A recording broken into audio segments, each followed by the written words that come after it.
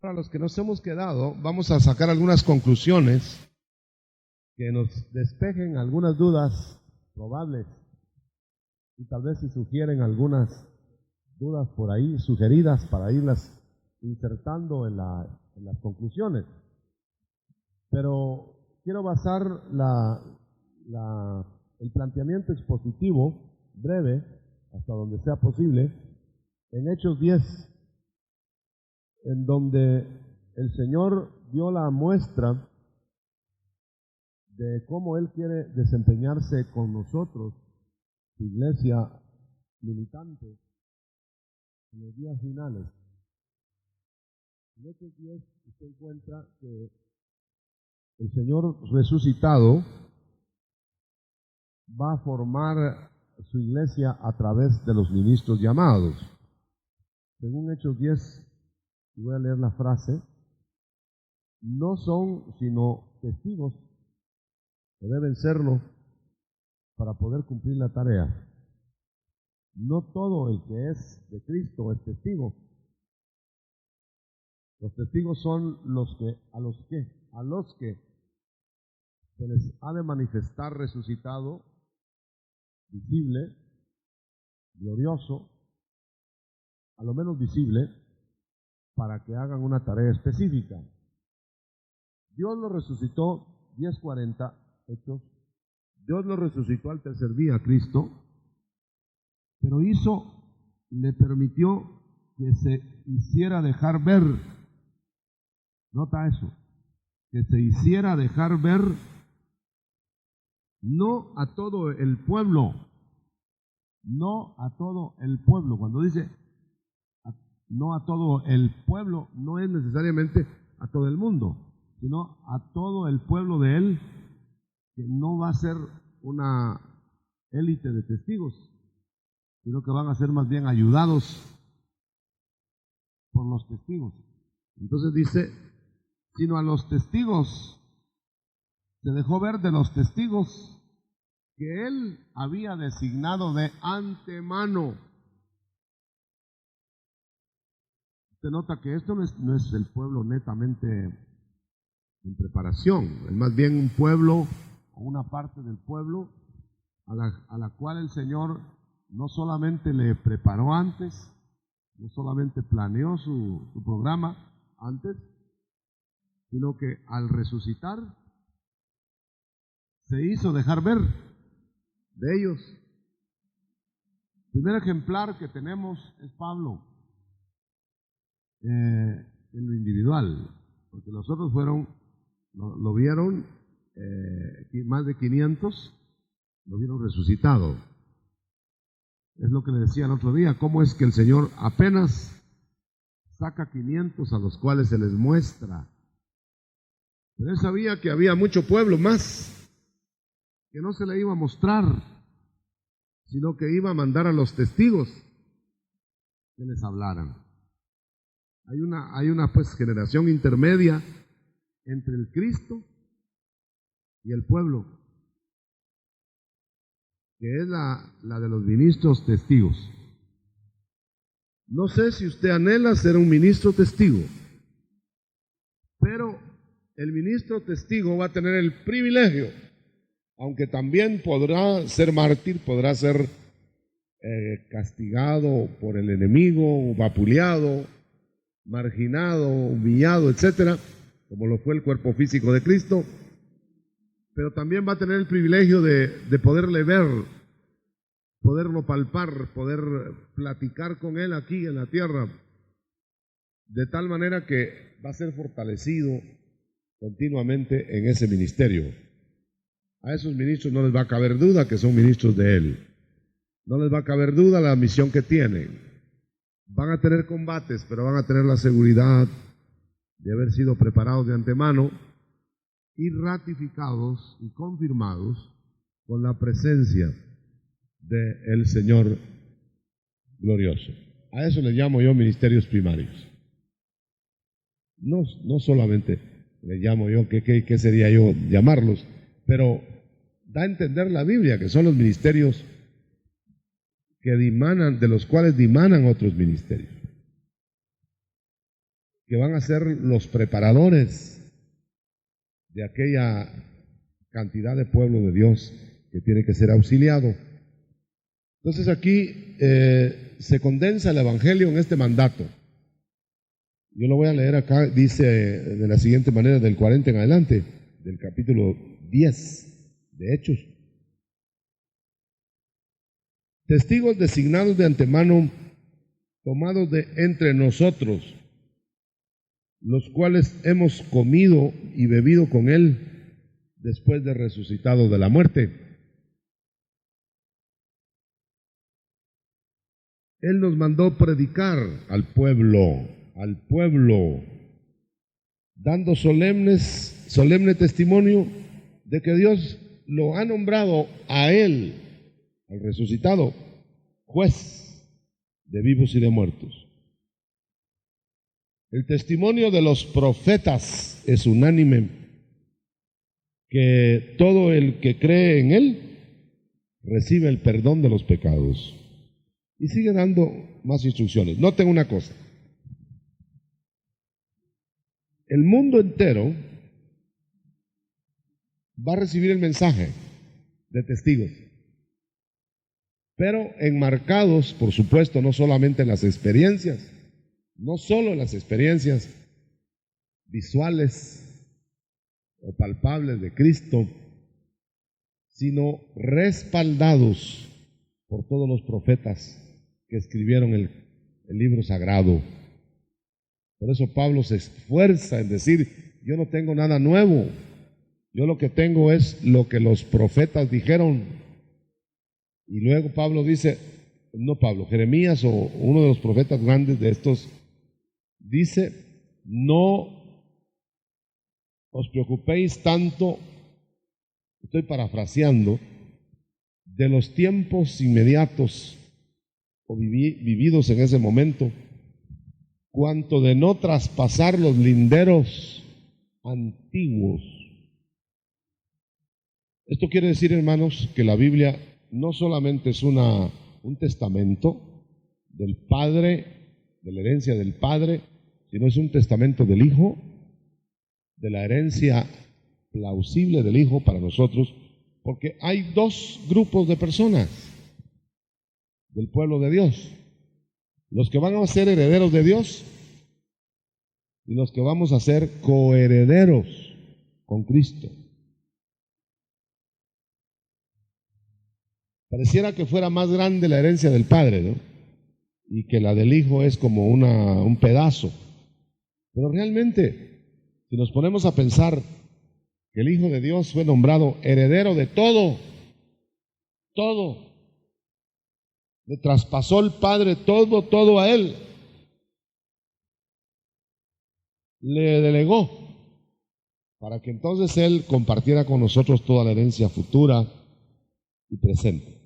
Bueno, todo esto lo digo, hermanos, porque debemos ser conscientes de que la iglesia del Señor, navegando a través de los siglos, ha perdido fuerza, ha perdido contextura, ha perdido ministros, ha perdido comunicación. Es lo más peligroso. Ya no es la iglesia aquella de que el Espíritu Santo les hablaba continuamente, no porque el Espíritu Santo haya perdido fuerza, no porque el Espíritu Santo se haya cansado, ¿me entiende? Pero fíjense que es una iglesia, en términos generales, con las honrosas excepciones de todos los tiempos, en que el Espíritu Santo ha sido contristado y apagado. ¿Y cómo puede funcionar una iglesia a niveles satisfactorios si tiene un espíritu contristado o apagado o adverso? Entonces la recuperación del ministerio del Espíritu que hemos estado hablando es volver a la iglesia a esos tiempos, a los tiempos en que la comunicación va a regresar. El Espíritu ha estado hablando, nosotros hemos perdido el oído. Entonces, ¿dónde va a hablar el Espíritu Santo? Dentro de nosotros. Lo que más vale no son las profecías externas, que también pueden ser voz del Espíritu Santo, pueden no serlo. No vale tanto el lineamiento ministerial exterior, humano, a menos que lo esté dirigiendo el Espíritu Santo. Pero lo que vale más es el testimonio del Espíritu Santo adentro de cada uno. Las decisiones finales están ahí, hermano. Ahí es donde se va a decidir el asunto. Y por eso bienaventurado, bendito el que puede lograr ahora esa reconexión del teléfono perdido. Claro, se tiene que pagar una buena cuota para que ese teléfono esté disponible. Pero quiero decirles, hermano, con testimonio personal y de muchos ministros consultados y de muchos libros de testimonio, que hay un retorno auténtico del diálogo del Espíritu Santo. Para el que lo quiera creer a ese nivel y el que lo va a disfrutar, y para el que no lo quiera creer también está, pero no al alcance de él. Entonces hay una pirámide que yo quiero nada más mencionar brevemente, que es una pirámide del capítulo 12 de Romanos 1. La pirámide es que la voz del Espíritu para este diálogo está hasta arriba de la pirámide, no está en la base, porque esa pirámide hay que subirla voluntariamente. ¿Ya me entiende? Porque al nivel bajo de la parábola sería como vivir en la carne, porque está diciendo: os ruego por las misericordias de Dios que subáis voluntariamente a presentaros como sacrificio vivo. Entonces está hablando de que ahí abajo se es carnal. Abajo se está moviendo la carne, hermano. El cuerpo de bajeza, el razonamiento humano, el opositor dentro de nosotros, o sea, la parte que tira para el suelo y no para el cielo, aquella parte que Pablo encontraba que se oponía a hacer la voluntad de Dios en nosotros. Entonces, si nosotros hablamos a ese nivel, así nomás diciendo, bueno, pues hay diálogo con el Espíritu Santo, voy a hablar con el Espíritu Santo. Pero si estamos al nivel bajo, lo más probable que el diablo se va a aprovechar de mover tu alma o moverse él a darte comunicaciones. Y entonces vas a decir: ya me habló el Espíritu Santo, ya me habló el Señor, tengo diálogo con Él. Y están cayendo en esa trampa una cantidad de gente que cree que Dios la manda, que Dios le ordena, que Dios solo a Él le habla y hace cosas fuera de tono. ¿Entiende? Entonces, ¿cuál es el remedio?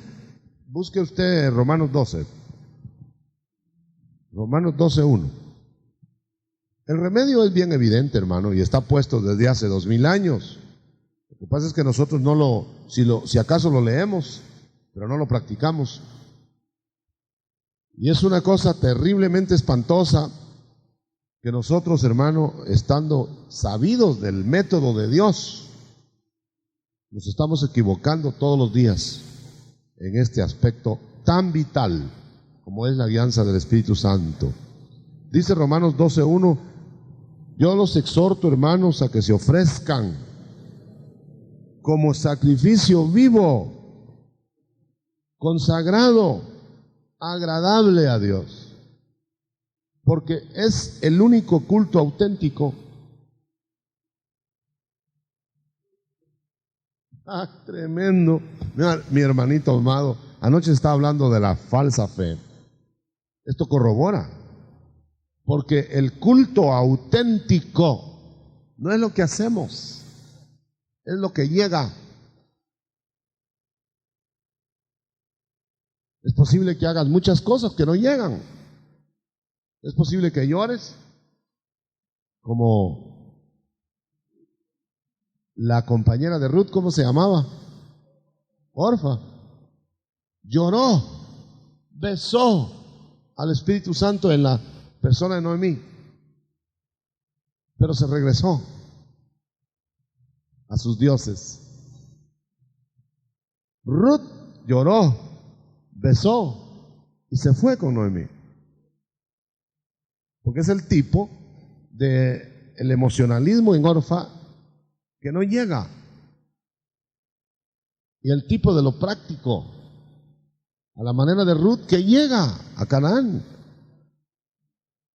No es el pródigo formulando su planteamiento al padre, no es el pródigo diciéndole diré a mi padre esto y ensayando el discurso.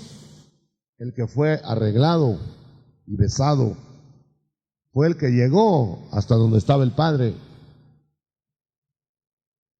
y fue cambiado hasta que el padre lo besó y lo entró a la casa. Pero no fue cambiado solo por los deseos. Posiblemente los deseos del regreso a la casa estaban siendo acicateados por el hambre, más que por otra cosa. Pero note que el hambre le permitió pensar en la casa, donde nunca había hambre. O sea que no te van a salvar a ti los estorbos, que te dirigía, los acontecimientos, porque eres sincero, pero te van a empujar a pensar en la casa de la abundancia. Entonces, quiero decir con esto que si no se sube uno al altar del culto verdadero, auténtico, este es el culto auténtico, nos vamos a moldar a otros sistemas. Porque el verso 2 dice, del capítulo 12 de Romanos, no amoldéis vuestra mente a este mundo, sino transformando con nueva mentalidad tu ser, vas a ser capaz de distinguir quién te habla en el diálogo. Esto es difícil. ¿Sabe por qué? Porque hasta Pablo falló. Un día estaba tan contento, las áreas se abrían al Evangelio. Ay, amaneció haciendo maletas. Quizá había hablado toda la noche con alguien que creyó que era el Espíritu de Dios. Y había estado hablando con su alma. Y el alma le dijo, ve a Asia. Mire, era tan vital ese punto estratégico de la historia del cristianismo, que por alguna razón el Señor quería vedar a Asia las grandes verdades que se quedaron en Europa. Por eso nosotros tenemos una gran ventaja en el occidente al esoterismo del oriente lejano. Allá Dios los abandonó por alguna razón y no quiso que Pablo fuera, pero por estar Pablo un poquito desentonado ese día, confundió la voz de su alma con la voz del Espíritu Santo. Y allá iba para Asia. Tuvo que intervenir la Trinidad para detenerlo. Usted lo lee en el libro de los Hechos. Primero contendió con él el Espíritu de Jesús adentro de él. Después contendió el Espíritu Santo para detenerlo.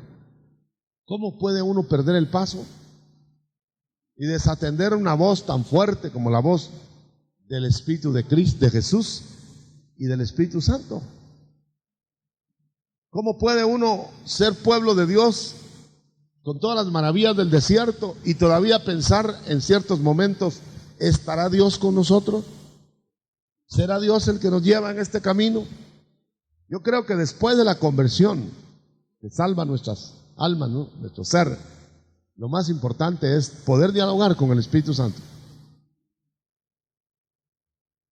poder tener las devociones, porque el Espíritu Santo te va a hablar, hermano, te va a hablar, porque hablaba en la iglesia al principio, todavía no ha cambiado de era. Generalmente decimos esto acá porque era en tal época, esto acá porque era en tal otra época. Pero la iglesia cuando empezó, esa época no ha terminado. El edificio se está construyendo. Quiere decir que debe usarse la misma metodología que te dejaron ahí. Y podemos nosotros contar, si nos ponemos menos secos, menos pragmáticos, si nos ponemos más místicos, podemos llegar a experimentar traslados físicos del lugar milagrosamente como Felipe. Está sucediendo. Podemos llegar a alcanzar a que el Espíritu Santo, no un ángel, no un ángel, nos diga: mira, súbete a ese carro porque ese es el carro que te dije que tenías que abordar, porque allá adentro va a ir alguien que tienes que convertir de parte mía. Ahí está, ese es el carro. ¿No lo hizo con Felipe? El Espíritu Santo le dijo: ese que viene ahí, ese es el carro, súbete. Podemos llegar a tener experiencias, y le estoy hablando con conocimiento de causa. No, yo no quiero presumir de tener todas las manifestaciones del mundo porque le mentiría. Pero he conversado con personas que han tenido toda esta gama, hermano. Y yo mismo he experimentado mucho de eso. Asombrado porque yo creí que no. Bueno, me habían dicho que no era para ahora, ¿verdad? Es como que, ¿sabe cómo siento yo esta tergiversación que hace el tradicional? Como que le dijeran a usted: mire, háganme este edificio. Aquí están todos los instrumentos, aquí están todos los elementos, las llaves, de todo lo que se emplea en un edificio. Pero que ya una vez empezado el edificio te dijeran: bueno, ahora sígalo haciendo, pero hágalo con las uñas y con las manos. ¿Cómo va a ser eso? Tal vez la parte primera salió muy bonita y la otra ya va así, hermano. Porque no se puede con las manos humanas construir este edificio. No es un edificio cualquiera.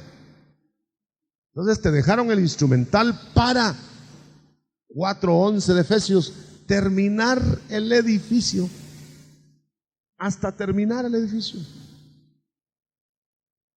Usted creería, bueno, usted tal vez no, porque ya está instruido, pero hay cristianos sinceros todavía que creen que es herejía hablar de que un espíritu, como es el Espíritu Santo, no un espíritu, el Espíritu, le hable a uno, hermano. ¿No se lo creen? Y yo hablo de voz aún audible, ya no solo adentro. Visiones que le dicen a uno por dónde. Dios trató con Pablo en la ida a Macedonia con una visión. Y de una vez le dijo: ¿a dónde? Allá está el Macedonia, es en Macedonia, vete a Macedonia. Y dice que Pablo volvió del sueño o visión y se fue para Macedonia, dando por cierto, ahora sí ya estaba afinado, de que Dios le estaba hablando. Le había hablado el Espíritu de Jesús, le había hablado el Espíritu Santo, le había hablado en este momento Dios, la Trinidad, hablando con los siervos de ahora. ¿Será posible eso? Si eso lo leo en la Biblia. Yo no estoy contándole una novela. ¿Cree usted que sea posible que usted esté ahí en su casa pensando una descansadita de fin de semana, con ayuno, pero descansadita? Y que el Espíritu Santo le diga: mira, ahorita van a tocar la puerta, vienen 3 hombres, esos yo los he mandado, ve con ellos, no tengas pena, no te van a secuestrar, ve con ellos, yo los he mandado a una misión especial. Vienen, a los 5 segundos ya sabía Pedro quiénes venían. ¿Qué le parece? Está Pablo allá en su primera experiencia o su segunda en Damasco, y le llegaba a tocar todo el mundo porque habían visto cómo lo tumbaron en el camino y cómo la sobrenaturalidad había caído sobre él, dejándolo ciego. Todo el mundo quería hablar con Saulo, pero ya le había dicho el Señor por visión simultánea: va a venir uno que se llama Ananías. Ese es el que te va a poner las manos encima.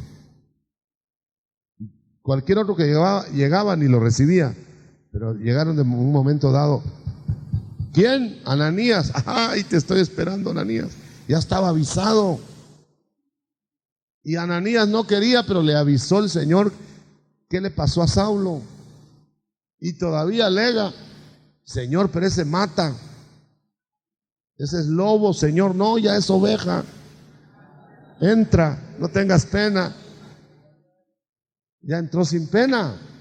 ¿Cuántos dan gloria a Dios? Esta es la iglesia, hermano, esa es la iglesia que va a surgir de las cenizas de un espíritu apagado por culpa nuestra.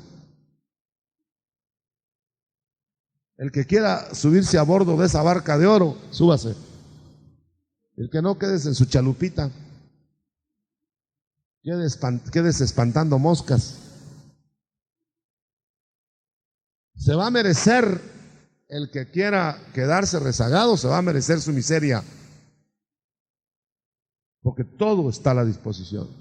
Y este es el tiempo de las vacas gordas. Si ahora no encuentra carne de ese tipo de vaca, ya no la va a hallar después. Después va a hallar huesos en las vacas.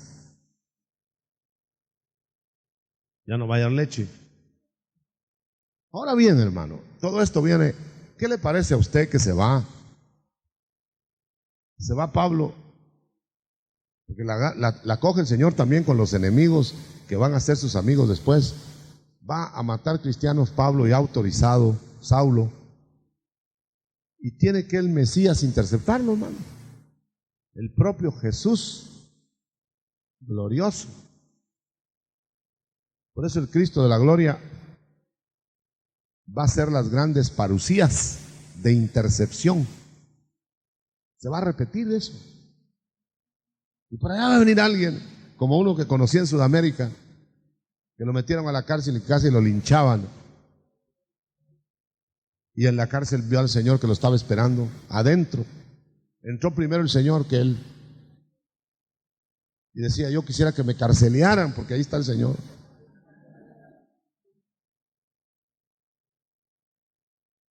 Experiencias inauditas. Un hermano en las montañas casi inexploradas de Ecuador cuenta, y joven, hermano, joven, cuenta experiencias más grandes que las que se leen en los Hechos.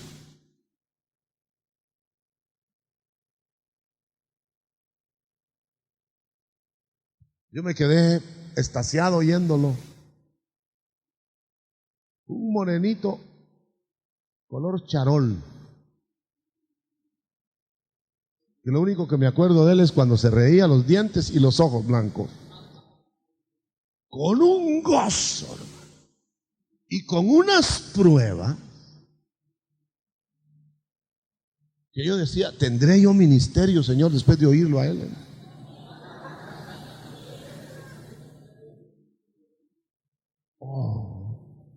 En las montañas de Ecuador lo ruegan que se vaya, porque tiene un impacto el hombre, hermano. Lo ruegan que se vaya a Quito o a Guayaquil, donde está toda la gente. No, dice, allá con los micos y con las montañas. Milagros de sanidad. A él no tiene problema, hermano, no tiene botiquín. Y solo le dice: Señor, aquí estoy yo para servirte. Si no me sirves aquí, Señor, yo me voy a la montaña. Sana a mi mujer. Delante de él se le sana. No sé si para ventaja o castigo. No, tiene una buena mujer, hermano, que lo ha seguido a las montañas. Las serpientes venenosas del Ecuador hacen mortandad de gente alrededor de él. A él nada le ha pasado y se ha parado encima de ellas. Bueno, dejemos el Ecuador. ¿No estará designado todo eso para nosotros? ¿Y qué le parece que Pablo va y dice, voy a visitar a las iglesias? Y en todas las iglesias le dan mensajes proféticos en el cuerpo físico de Cristo, como ejemplo de que debían estar en el cuerpo místico conformado y conjuntado. Cuando haya profetas, apóstoles o lo que sea, suéltelos. Allá en nuestra iglesia no recibimos ni evangelistas sueltos, mucho menos los peligrosos profetas sueltos. No los recibimos. Antes me abrumaban, desde el aeropuerto me llamaban, sobre todo del área del Caribe. Hermano, el Señor me mandó, dice el Señor que viniera acá y usted me va a recibir, así que aquí estoy en el aeropuerto. Le digo, espero que me lo muestre el Señor, les digo ahora. ¿Por qué no me avisaría a mí el Señor eso? Les digo. Porque antes ahí iba a traer yo a todo el mundo al aeropuerto, ya con las valijas, si no aparecían en el taxi frente a mi casa. Ya les daba a predicar en la noche. Eso no es así. Esa era se debe terminar. Los llaneros solitarios ya no existen. Ni el zorro.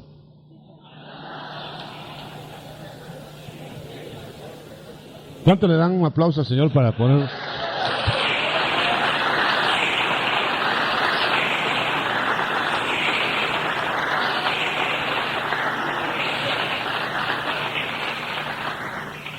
Cuando uno se pone a describir esta iglesia que estoy describiendo, parece que fuera otra, ¿verdad?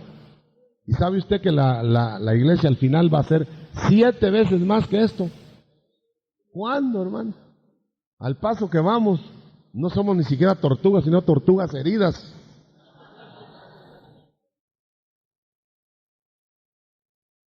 Una vez estaba yo llorando al Señor. Señor, ¿cuándo voy a ver esa iglesia? ¿Cuándo voy a ser yo parte de eso? Y el Espíritu de Dios habló a mi corazón, me dijo esto. 7 veces calentaron el horno de los varones hebreos. 7 veces calentaré mi horno del Espíritu Santo, para que ustedes tengan todo el instrumental. Y en un día se va a hacer lo que no se hizo en siglos de ministerios humanos.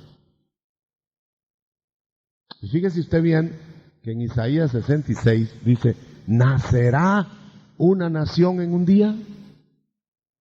Eso no puede ser humanamente. En un día van a nacer. En un día va a ver usted una iglesia esplendorosa, maravillosa.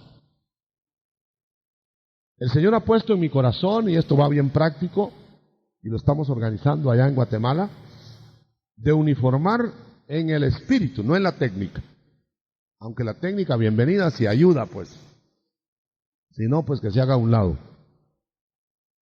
Unificar la alabanza y la adoración en las iglesias del área. Porque en los tiempos de Pablo, llegaba Pablo, lo mismo se iba a Corinto que a Éfeso, igual era. Hervían esas iglesias. Ahora va uno a una iglesia y va uno a otra, cree que es otra secta, hermano, y son del ínfines.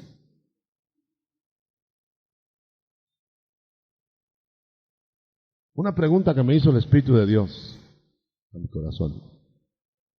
Yo estaba muy afanado que estábamos mejorando la iglesia y todo, ¿no? El avance. Y me dijo, ¿ya te preguntaste si Pablo viniera otra vez, si asistiría a tu iglesia?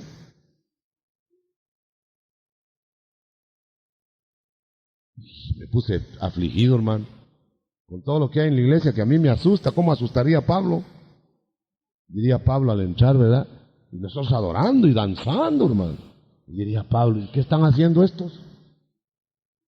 No porque no haya danza, no porque no haya todo eso, sino porque ¿qué es lo que lo mueve? Hemos encontrado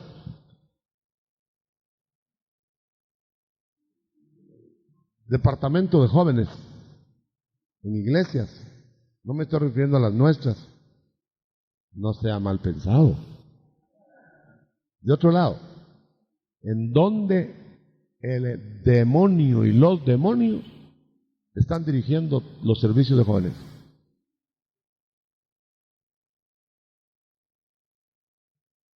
En cierto lugar, para hablar concreto, había un joven, hermano, que movía todo. Nadie se vaya a dar por aludido, porque a lo mejor hay ejemplares, pero no de esos. Pero se parecen porque el otro imita. Mire, hermano, ese joven, cuando llegó la administración a ese lugar, fue el primero que cayó y se descubrieron cosas tremendas. Los demonios decían, no, pero si los coritos que queremos oír se los damos nosotros a ese que dirige. Endemoniado hasta en las pestañas. Y él era el que dirigía todo.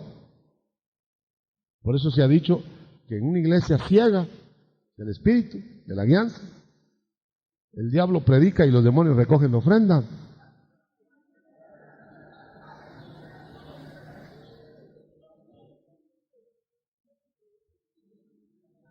¿Usted no lo cree?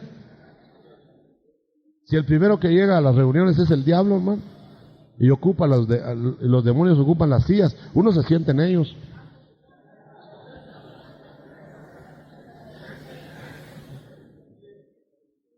Si el diablo no está concentrado en los antros de pecado, estas son sus vitrinas de propaganda, anda buscando donde hay piadosos.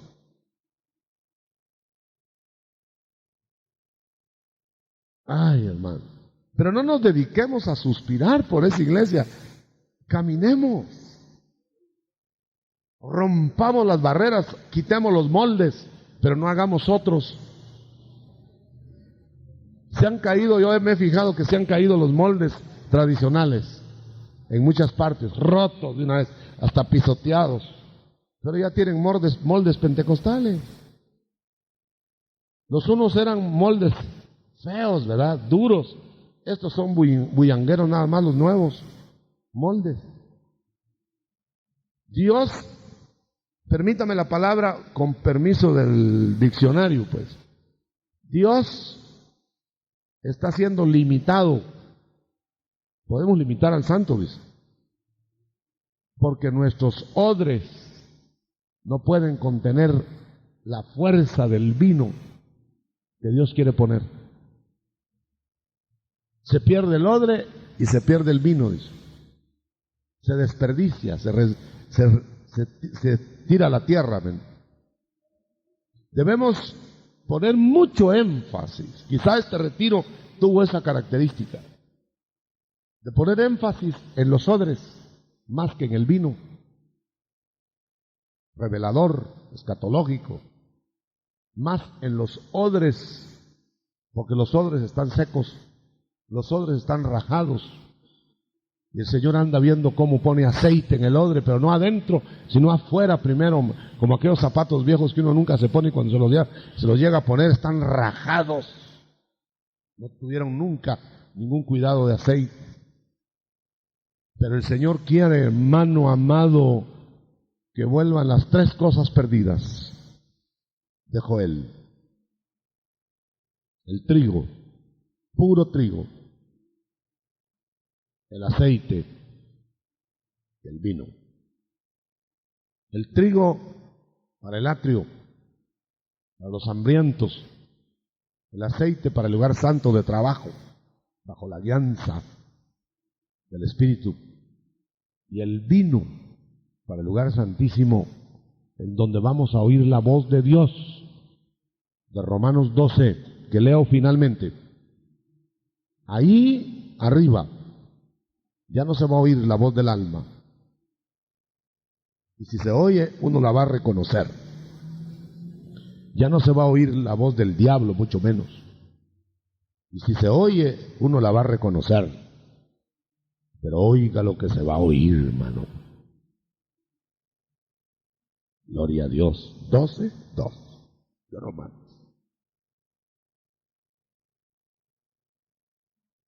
Cambiando tu mentalidad arriba, por la vida del Espíritu, seréis capaces de distinguir la voluntad de Dios, buena, conveniente, total. Ya no me pregunte, hermano, ni preguntemos, hermano, ¿será pecado que haga esto? ¿Será pecado que haga? Súbete al altar. Pregúntale a la gran voz. Pero pregúntale en el Espíritu. Por eso dice, orando en el Espíritu. Y Él te va a decir, y te va a hacer reconocer las voces que te convienen y las que no te convienen, y te va a hacer que puedas leer todo y retener lo bueno nada más. Qué día maravilloso será ese. Restauremos los dones en el nombre del Señor. Restauremos los ministerios. Veamos la iglesia efervescente, pero cambiemos la mente. Según la mente que tengamos, así actuaremos, así viviremos. Tú eres lo que piensas en tu mente que eres. Así vas a vivir. No sirvo para nada, no sirves para nada. No tengo vocación, no tienes vocación. Soy inútil, eres inútil. Estaba yo hablando con unas personas deprimidas en cierto momento, que las hay entre el cristianismo. Y el Señor me dio Filemón, el libro Filemón. Háblales con Filemón. Y yo les pregunté a estas personas, ¿ustedes son más inútiles que Onésimo? Y Onésimo era un esclavo, ladrón, fugado, carceleado, todo lo tenía negativo, hermano. Y cuando estaba hundido y tirado allá en una cárcel, llegó Pablo y le habla del Cristo que rescata, del Cristo que levanta, pero a un esclavo y a uno que está de por vida metido en una cárcel, a uno que ya no puede, ¿qué más podía bajar? Si ya ser esclavo es lo peor. Y encima de eso, deudor. Y encima de eso, carceleado, ojalá carcelero. Y luego que se convierte, me lo puso el Señor tan claro, en un libro tan chiquito, ¿verdad? Y escribe Pablo a Filemón, el que era inútil. Ahora hasta me quisiera quedar yo con él aquí, es útil. Pero como te pertenece a ti, ahí te lo mando, porque te va a ser muy útil a ti. El inútil. Si hasta Filemón dijo, ¿y para qué me mandan ese ad Efesio? Pero Pablo le pone abajo, y te debe, ¿verdad? Te debe, ¿verdad? Y dice Filemón, y bastante. Entonces le dice Pablo, no tengas pena, recíbelo, como me recibirías a mí, y yo pago. Y después pone Pablo más abajo, aunque tú me debes más, Filemón. Este Pablo era tremendo, ¿verdad? Le dijo, como lo vas a apuntar a mí, ya Filemón dijo, bueno, pues por lo menos me paga Pablo, pero le puso abajo, pero tú me debes, porque tú me debes tanto. Apúntalo y después hacemos cuentas. Pero no es tanto el trato con Filemón, el trato es como un Onésimo. Que tú no eres un Onésimo. Tú tienes un hogar bien que mal, tú tienes gente que te quiere todavía, te quedan unos cuantos. Tú todavía puedes surgir de las cenizas. Si Onésimo fue útil por el Evangelio, hermano, predicando una vez sobre el Pablo apaleado que canta, un hombre fue tocado y me dijo lo siguiente, después del culto, llorando, y era un profesional que había llegado de curioso, llorando, me dijo, usted me hizo ver esta noche ese evangelio que yo he menospreciado, me dijo, para ignorantes y para toda esta clase de gente que no tiene otra cosa que hacer, un evangelio que un hombre apaleado canta, debe tener algo para mí. Llagado Pablo y Silas, apaleados, encarcelados injustamente, en cepo. ¿Qué hubiera dicho usted después de eso? Yo sí le digo que hubiera dicho yo. Mejor no le digo, dígame qué hubiera hecho usted. Estando ahí injustamente, y hasta por visión lo mandaron a que cayera preso. Iba para Asia. Él cuando dijo, ya me mandaron de Asia a Macedonia, vaya, me van a hacer cuando llegue, dijo Pablo. A la cárcel lo metieron, hermano, injustamente, por haber liberado a una mujer. Y le dice a Silas, ya cuando están más dolidos y sangrando, el carcelero, ¿cómo se llama este? Torturador, los había hecho pedazos en la cárcel de más adentro. Iba con recomendación especial de que los apalearan bien apaleados. Ya cuando lograron reponerse un poco del dolor, mordiéndose la boca, le dice Pablo a Silas, alabemos a ese Dios que permitió que nos apaleara. Algo tiene. ¿Qué podía hacer Dios, hermano? Les mandó un terremoto que se les cayera encima a todos, menos a ellos, ¿verdad? ¿Qué le quiero decir con eso? Que el Dios que no entendemos puede sacar de los gemidos naturales del hombre y de hasta las blasfemias, que cosas hubieran dicho cualquier otro prisionero, que se cante cuando está uno más hundido. Esa es la fuerza del Evangelio de Cristo, el Espíritu adentro. Pues si hay gente triste, hermano, y está en bonanza, ¿qué ir a hacer cuando tenga que correr con los de a caballos y ahora se cansa con los de a pie? Yo quiero que usted levante su mano derecha. No vale la pena hacer retiros, no vale la pena explicar teología, no vale la pena venir a El Salvador o a Guatemala o a Estados Unidos, si nos vamos a quedar lo mismo, hermano. Si usted va a regresar otra vez a su rutina, se va a rutinizar. Si usted va a regresar y va a renunciar a estas verdades, se merece su miseria, hermano. Perdone que se lo diga. Yo no soy tan ingenuo ni tan iluso como para creer que todos se van a avivar. Pero espero que usted sí se avive, hermano. O va a perecer en la batalla. Solo el Espíritu Santo en los hijos maduros.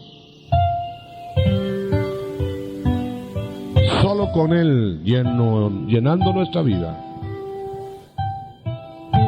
Porque solo son ellos los guiados. Vamos a llegar al otro lado del mar de Tiberias.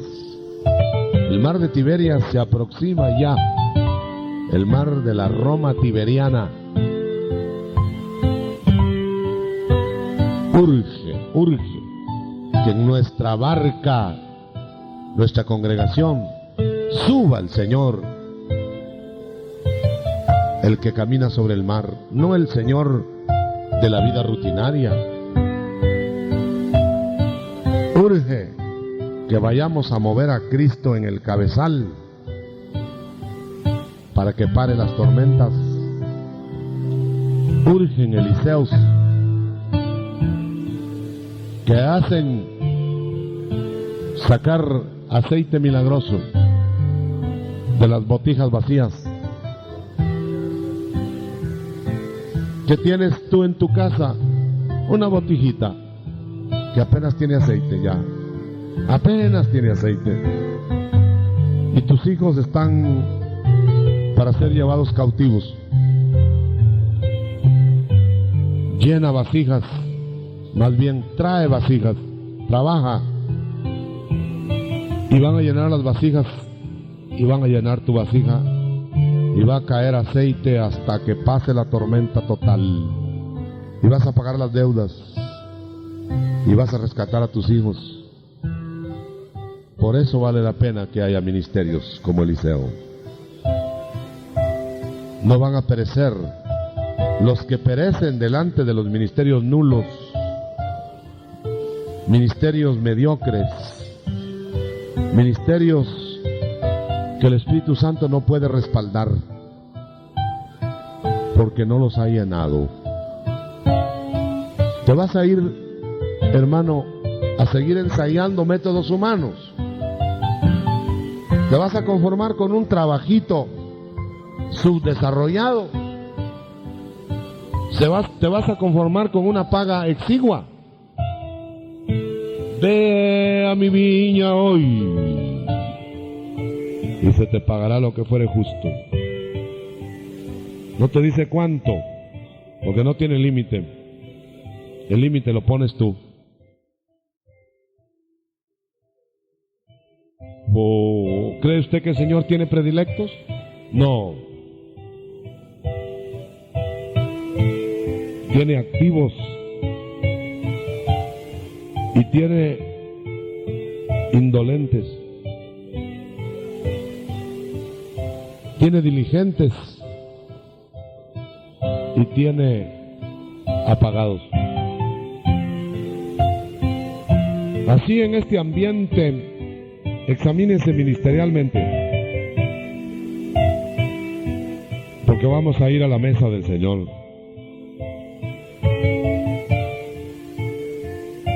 Examínense, yo me estoy examinando cada vez, hermano.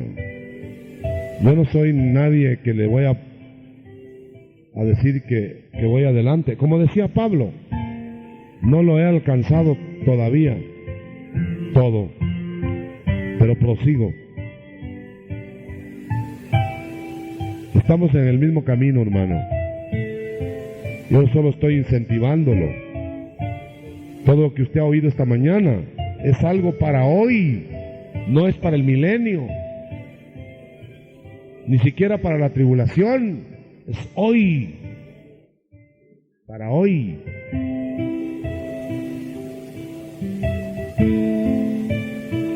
Que pueda la iglesia otra vez decir, cuando hace decisiones, nos ha parecido bien al Espíritu Santo y a nosotros que se dicten tales y tales disposiciones. Nadie tiene derecho, porque no es dueño de la viña, a tomar disposiciones sin consultas. Oh, gloria a Dios. Manténgase ahí en estado de expectación y de oración, porque los ministros designados van a pasar por ahí con usted para darle el pan y el vino. Aleluya.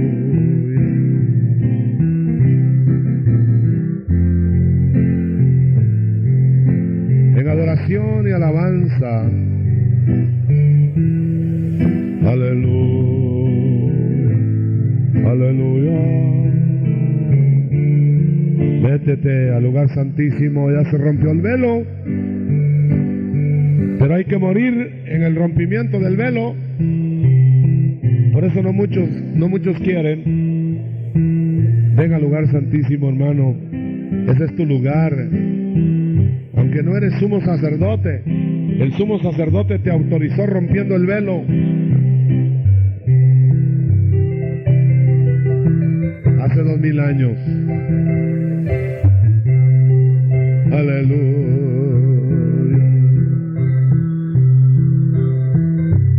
Van a pasar, bendice Señor el pan y el vino.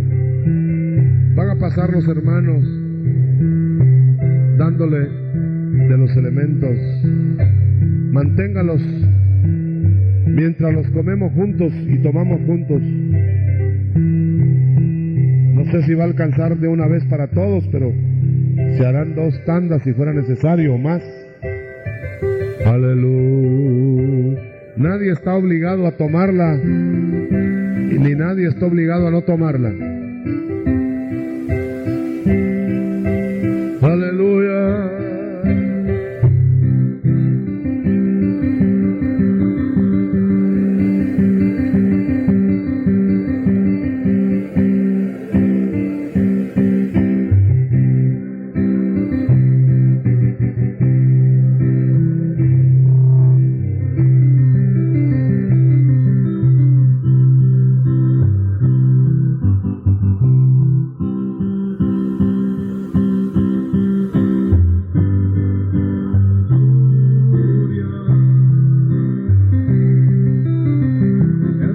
Señor, porque tú eres nuestro Salvador, nuestro Redentor.